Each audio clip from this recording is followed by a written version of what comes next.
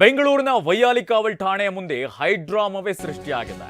ಠಾಣೆಯ ಮುಂದೆ ಜಮಾಯಿಸಿರುವಂತಹ ಕಾಂಗ್ರೆಸ್ ಕಾರ್ಯಕರ್ತರು, ಯುವ ಕಾಂಗ್ರೆಸ್ ಮುಖಂಡರಾದ ಅರ್ಜುನ್ ಎ, ಪೃಥ್ವಿ, ಮಹಿಳಾ ಕಾರ್ಯಕರ್ತರನ್ನ ಪೊಲೀಸರು ವಶಕ್ಕೆ ಪಡೆದಿದ್ದಾರೆ. ನ್ಯಾಷನಲ್ ಹೆರಾಲ್ಡ್ ಕೇಸ್ನಲ್ಲಿ ಇಡಿ ಸುಳ್ಳು ಕೇಸ್ ದಾಖಲಿಸಿದೆ. ಇದಕ್ಕೆ ಸಂಬಂಧಪಟ್ಟಂತೆ ಆರೋಪವನ್ನು ಮಾಡಿದ್ದಾರೆ. ಬಿಜೆಪಿ ರಾಜ್ಯ ಕಚೇರಿಗೆ ಮುತ್ತಿಗೆ ಹಾಕಿದ್ದಂತಹ ಕಾಂಗ್ರೆಸ್ ಕಾರ್ಯಕರ್ತರನ್ನ ಪೊಲೀಸರು ವಶಕ್ಕೆ ಪಡೆದಿದ್ದಾರೆ.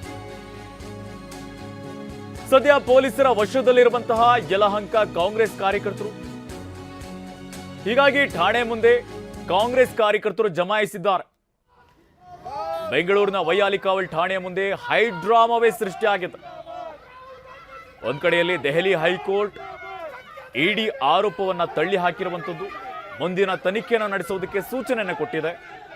ಹೀಗಾಗಿ ಎಲ್ಲೋ ಒಂದ್ ಕಡೆಯಲ್ಲಿ ಸೋನಿಯಾ ಗಾಂಧಿ ಹಾಗೇನೆ ರಾಹುಲ್ ಗಾಂಧಿ ಅವರಿಗೆ ಸ್ವಲ್ಪ ಮಟ್ಟಿಗೆ ರಿಲೀಫ್ ಸಿಕ್ಕಿರುವಂಥದ್ದು. ಇದಕ್ಕೆ ಸಂಬಂಧಪಟ್ಟಂತೆ ಕಾಂಗ್ರೆಸ್ ಈಗ ಆರೋಪವನ್ನು ಮಾಡ್ತಾ ಇದೆ, ಸುಳ್ಳು ಕೇಸ್ಗಳನ್ನು ದಾಖಲು ಮಾಡ್ತಾ ಇದೆ.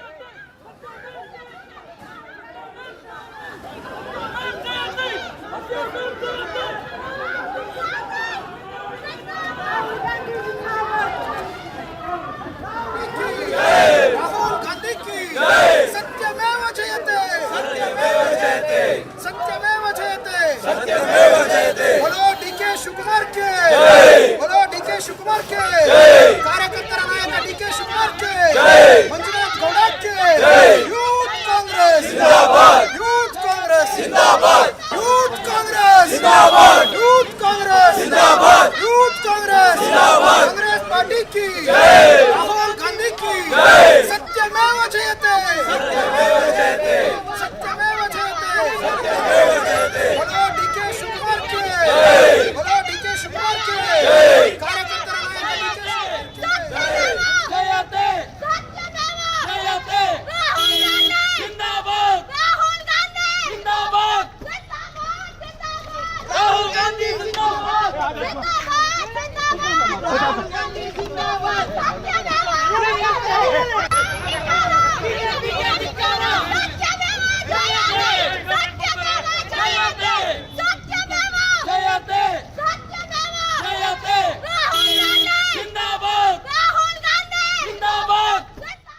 ಈ ಕುರಿತು ಹೆಚ್ಚಿನ ಅಪ್ಡೇಟ್ ನೀಡ್ತಾರೆ ನಮ್ಮ ಪ್ರತಿನಿಧಿ ಪ್ರದೀಪ್. ನೇರ ಸಂಪರ್ಕದಲ್ಲಿ ಜಾಯ್ನ್ ಆಗಿದ್ದಾರೆ. ಪ್ರದೀಪ್, ಒಂದ್ ಕಡೆಯಲ್ಲಿ ದೆಹಲಿ ಹೈಕೋರ್ಟ್ ನ್ಯಾಷನಲ್ ಹೆರಾಲ್ಡ್ ಕೇಸ್ಗೆ ಸಂಬಂಧಪಟ್ಟಂತೆ ಕಾಂಗ್ರೆಸ್ ನಾಯಕರಿಗೆ ಬಿಗ್ ರಿಲೀಫ್ ಅನ್ನು ಕೊಟ್ಟಿರುವಂತದ್ದು, ಇದೇ ಸಂದರ್ಭದಲ್ಲಿ ಬಿಜೆಪಿ ವಿರುದ್ಧವಾಗಿ ಕಾಂಗ್ರೆಸ್ ನಾಯಕರು ಕೂಡ ಆರೋಪವನ್ನು ಮಾಡ್ತಾ ಇರುವಂತದ್ದು, ಇದೇ ಸಂದರ್ಭದಲ್ಲಿ ಈಗ ಪ್ರತಿಭಟನೆಗೂ ಕೂಡ ನಡೀತಾ ಇದೆ. ಏನಿದೆ ಪರಿಸ್ಥಿತಿ ಈಗ? ವೈಯಾಲಿಕಾವಲ್ ಠಾಣೆ ಮುಂದೆನೂ ಕೂಡ ಹೈಡ್ರಾಮಾ ಸೃಷ್ಟಿಯಾಗಿದೆ. ಹೇಗಿದೆ ಪರಿಸ್ಥಿತಿ ಈಗ?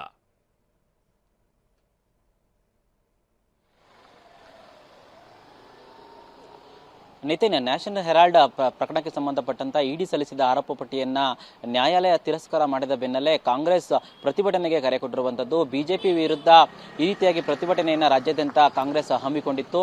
ಅದರ ಭಾಗವಾಗಿ ಇವತ್ತು ಬೆಂಗಳೂರಿನ ವೈಯಾಲಿಕಾವಲ್ಲಿರುವಂತಹ ಬಿಜೆಪಿ ಕಚೇರಿ ಬಳಿಯೂ ಸಹ ಕಾಂಗ್ರೆಸ್ನ ಸುಮಾರು 25 ಕಾರ್ಯಕರ್ತರು ಪ್ರತಿಭಟನೆ ನಡೆಸಿ ಬಿಜೆಪಿ ಕಚೇರಿಗೆ ಮುತ್ತಿಗೆಯನ್ನ ಹಾಕಲು ಪ್ರಯತ್ನ ಪಟ್ಟರು. ಈ ವೇಳೆ ವೈಯಾಲಿಕಾವಲ್ ಪೊಲೀಸರು ಅವರೆಲ್ಲರನ್ನೂ ಸಹ ವಶಕ್ಕೆ ಪಡೆದು ಈಗ ಅವ್ರನ್ನ ವಶಕ್ಕೆ ಪಡೆದಿದ್ರು. ತದನಂತರ ಅವ್ರಿಗೆಲ್ಲರಿಗೂ ಸಹ ನೋಟಿಸ್ ಅನ್ನ ನೀಡಿ ಅವ್ರಿಗೆ ಬಿಟ್ಟನ್ನ ಕಳಿಸಿರುವಂತದ್ದು. ಇನ್ನು ಎಲ್ಲರ ಮೇಲೂ ಸಹ ಪ್ರಕರಣವನ್ನು ಕೂಡ ದಾಖಲು ಮಾಡಿರುವಂತದ್ದು.